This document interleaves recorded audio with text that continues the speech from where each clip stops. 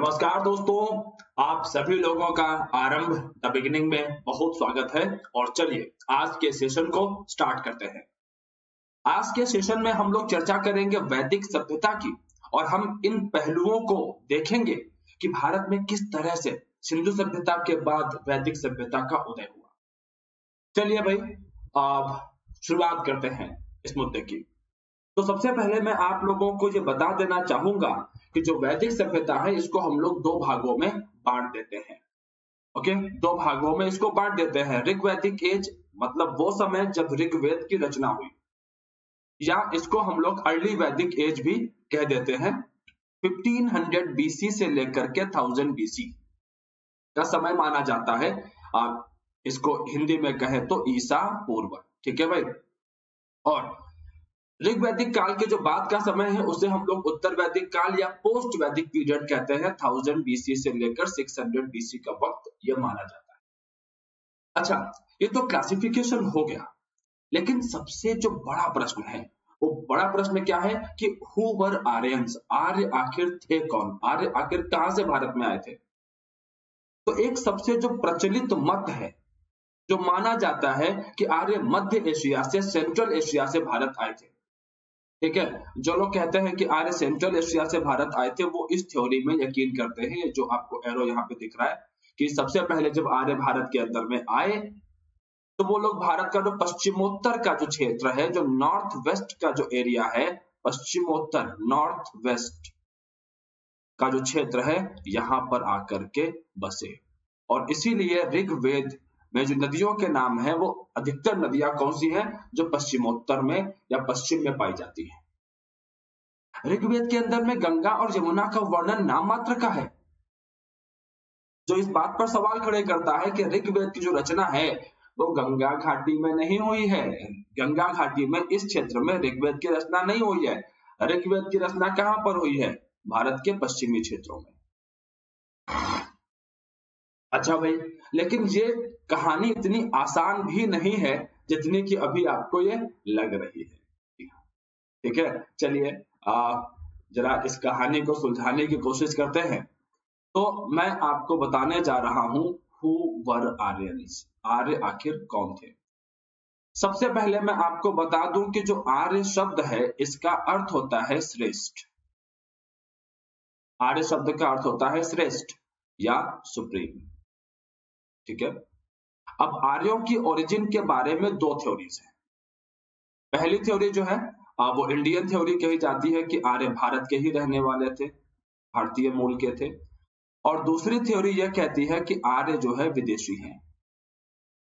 अब जो लोग कहते हैं कि आर्य भारत के हैं, जो लोग कहते हैं कि आर्य भारत के हैं, उनका यह कहना है कि आर्य जो है ये हिमालय के एरिया में रहते थे। कहां रहते थे? हिमालय के क्षेत्र में। हिमालय से माइग्रेट हुए और इनमें से कुछ लोग कहां चले गए? सेंट्रल एशिया चले गए, क्योंकि आर्यों के प्रमाण हमको मध्य एशिया से प्राप्त होते हैं। तो हिमालय से सेंट्रल एशिया चले गए और कुछ लोग उत्तर के मैदान से, पंजाब हरियाणा के क्षेत्र से होते हुए सारे भारत में फैल गए, नॉर्थ प्लेन के अंदर में। अब जो लोग कहते हैं कि जी नहीं, आर्यंस विदेशी हैं, वो लोग क्या कहते हैं? वो लोग कहते हैं कि जी देखिए ऐसा है, आर्य भारत में कहां से आए थे? सेंट्रल एशिया से आए थे। अब देखो, इन्होंने क्या कहा? आर्य सेंट्रल एशिया से आए थे, और सेंट्रल एशिया से जब आए तो हिमालय से जब ये गुजरे, हिमालय को जब पार किया तो कुछ लोग हिमालय के हिली पार्ट्स में चले गए। ठीक है, तो हिमालय के अंदर में जो आर्य मिलते हैं वो सेंट्रल एशिया से आए हुए हैं, और इन्हीं में से कुछ लोग नॉर्थ प्लेन में आ गए। तो अब अगर आप लोग यहाँ पर ऑब्जर्व करो तो स्वैपिंग किसके बीच हो रही है? सेंट्रल एशिया और हिमालय के बीच यहाँ पर हो रही है स्वैपिंग। आ रही बात समझ में?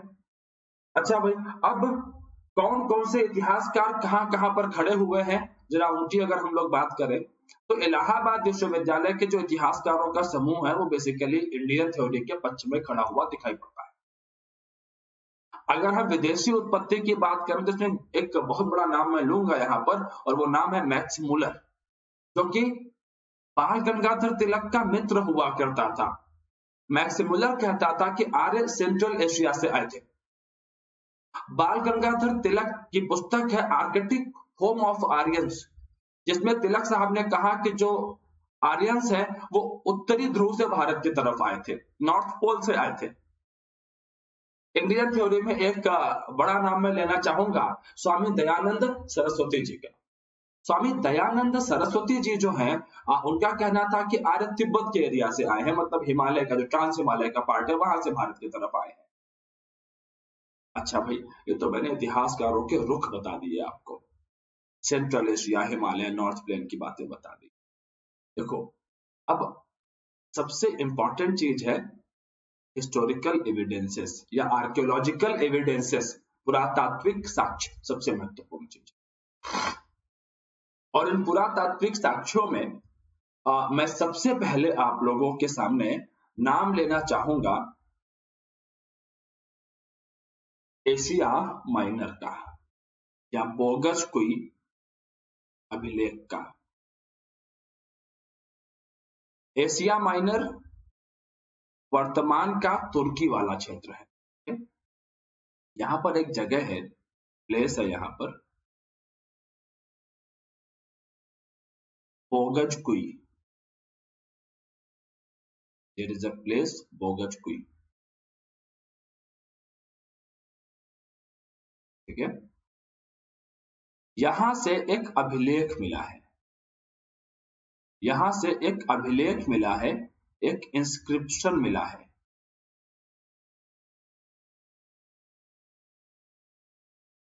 ठीक है। और ये जो अभिलेख यहां से मिला है, ठीक है, ये जो इंस्क्रिप्शन यहां से मिला है, इस अभिलेख के ऊपर में 4 देवताओं के नाम लिखे हैं। Indra,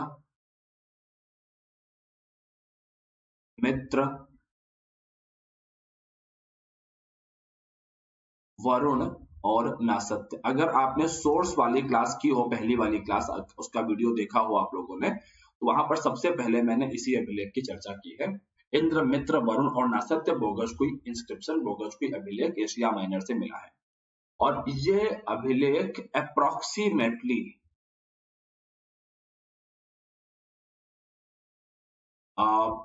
just a while, carbon dating से जो इसका डेट समझ में आता है वो 1400 बीसी, अप्रोक्सीमेटली 1400 बीसी का इसका जो है समय है। सवाल ये खड़ा होता है कि इंद्र और वरुण, ये हालांकि चारों देवता है ऋग्वेद के, लेकिन इंद्र और वरुण बहुत चर्चा में रहते हैं। ये ऋग्वेद के देवता हैं और इतना दूर तुर्की के अंदर में इनका नाम क्यों मिल रहा है? सबसे बड़ा प्रश्न है यहां पर ये। और मध्य एशिया की जनजातियों के कबीलों का अगर हम लोग अध्ययन करते हैं तो वहां पर भी हमको कई बार ये एविडेंसेस मिलते हैं कि इंद्र आया, हमले किए, किले तोड़ दिए, खूब नाम मिलता है हमको इंद्र का। तो इसका मतलब है कि इंद्र का संबंध मध्य एशिया से है मेरे दोस्त।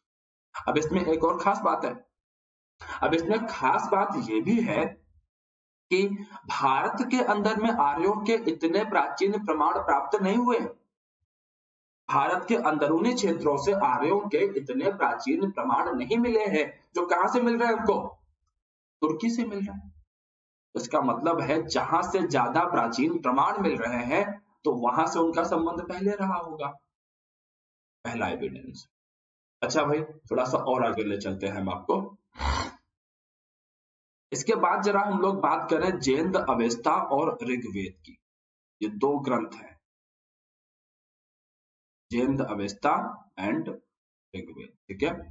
जेन्द अवेस्ता ग्रंथ है पारसी समुदाय के लोगों का, ठीक है, जिसका रचना कहां पर हुआ? ईरान में हुआ। और ऋग्वेद तो आपको पता ही है कि भारत का प्राचीनतम ग्रंथ है।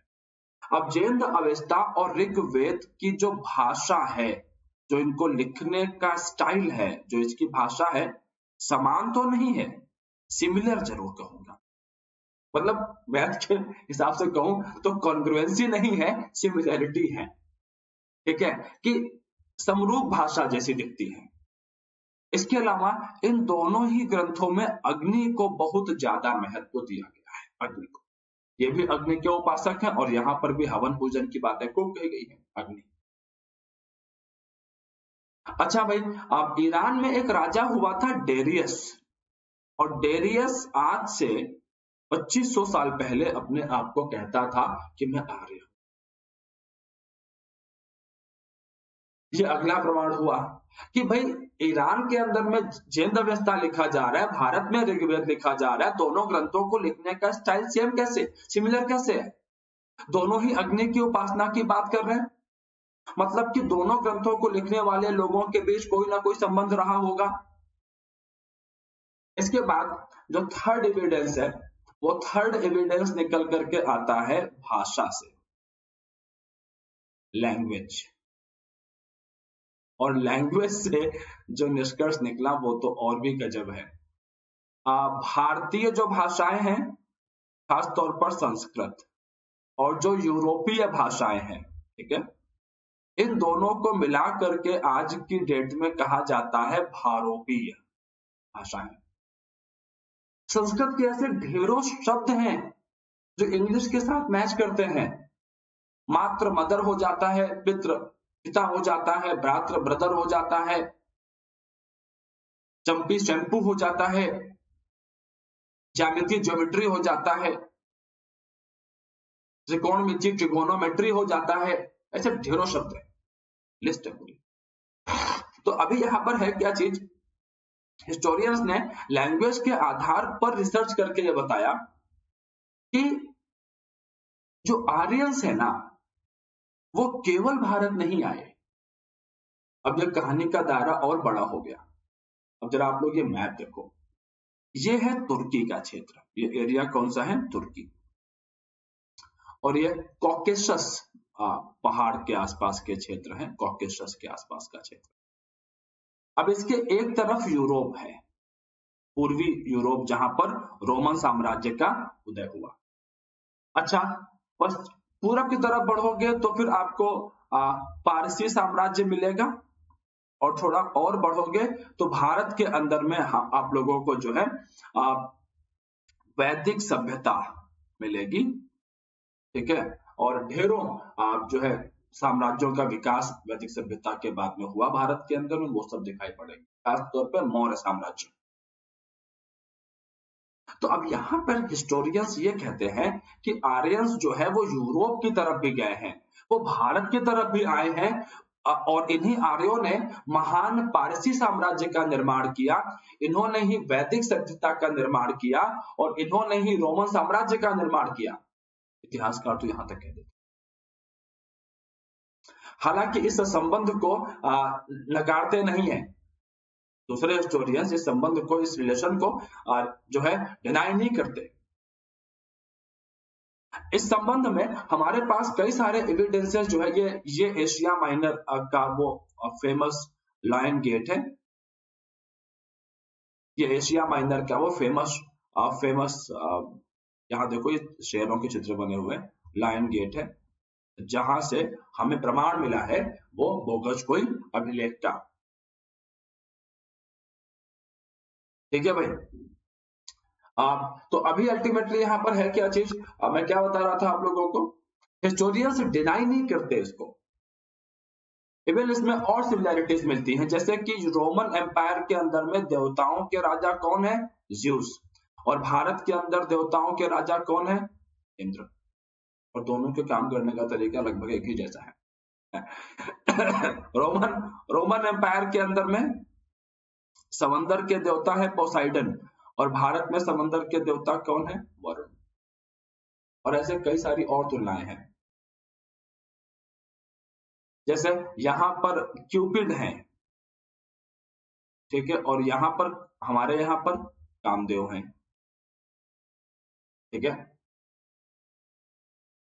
तो ये देवताओं में समानता बता रहा हूं मैं आपको कि नाम बदल गए, काम तो वही है, काम नहीं बदले, नाम बदल गया बस,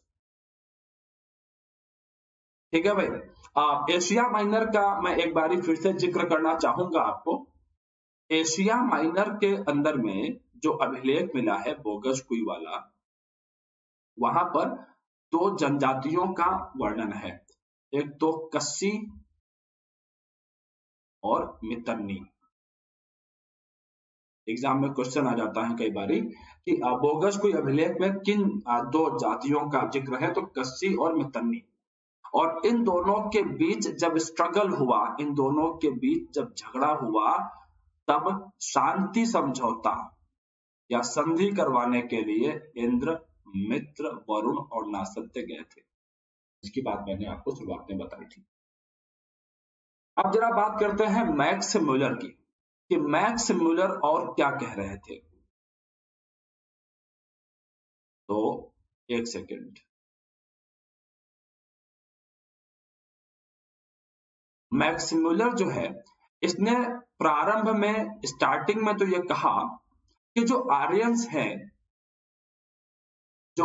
हैं वो एक एथनिक ग्रुप है। क्या है वो? एक एथनिक ग्रुप है, एक जातीय समूह है आर्यंस। क्या है वो? एक जातीय समूह है। लेकिन बाद में थ्योरी डिस्कार्ड हो गई, अब ये मानी नहीं जाती। और अब क्या माना जाता है कि आर्य जो है वो एक भाषाई समूह है। आर्य क्या है? एक भाषाई समूह है, एक लिंग्विस्ट ग्रुप है, एक लिंग्विस्ट ग्रुप है आर्य। आ रही बात समझ में? एक ऐसा समूह जो एक से अधिक भाषाएं बोलते थे, और ये ज्यादा एप्रोप्रिएट माना जाता है, इसको ज्यादा बेहतर माना जाता है।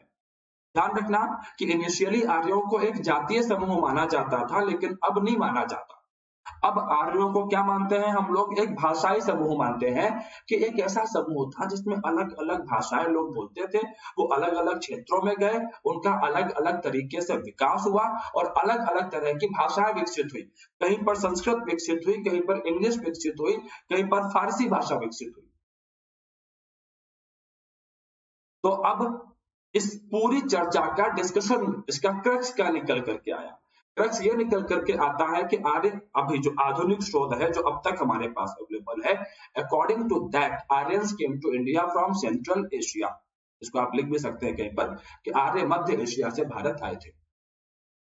ठीक है भाई, बाकी सारे पॉइंट्स मैंने आपको एज इट इज बोल दिए हैं। आप अपनी सुविधा के लिए चाहे तो लिख सकते हैं, पीडीएफ आपको एज इट इज मिल ही जाएगी। ठीक है, कि प्रारंभ में आर्यों को एक जातीय समूह मानते थे, वर्तमान में नहीं मानते हैं। वर्तमान में क्या मानते हैं? आर्यों को एक भाषाई समूह मानते हैं। आर्य भारत में कहां से आए थे? मध्य एशिया से आए थे, सेंट्रल एशिया से आए थे। ठीक है, और बाकी सारे पॉइंट्स आपके पास लिखे हुए हैं, बोगस कोई अभिलेख वगैरह सब मैं सोर्सेज में पहले ही पढ़ा चुका हूं, मैंने फिर से बता दिया आप लोगों को। तो बेसिकली जो आज की हमारी क्लास थी ना, वो चर्चा, डिस्कशन पर बेस्ड थी। इसके अंदर बहुत फैक्ट नहीं थे, लेकिन चर्चा थी इस बात को लेकर के कि आर्यों की ओरिजिन कहां से हुई, आर्य कहां से भारत में आए। अब जो इसके बाद अगली क्लास होगी, उसके अंदर में आर्यों का, उनका जो है ऋग्वेद की विशेषताएं क्या थी, समाज की विशेषताएं क्या थी, इन सब मुद्दों पर जो हमारी चर्चा है वो होगी अगली क्लास के अंदर। ठीक है भाई, till then guys, take care of yourself, thank you.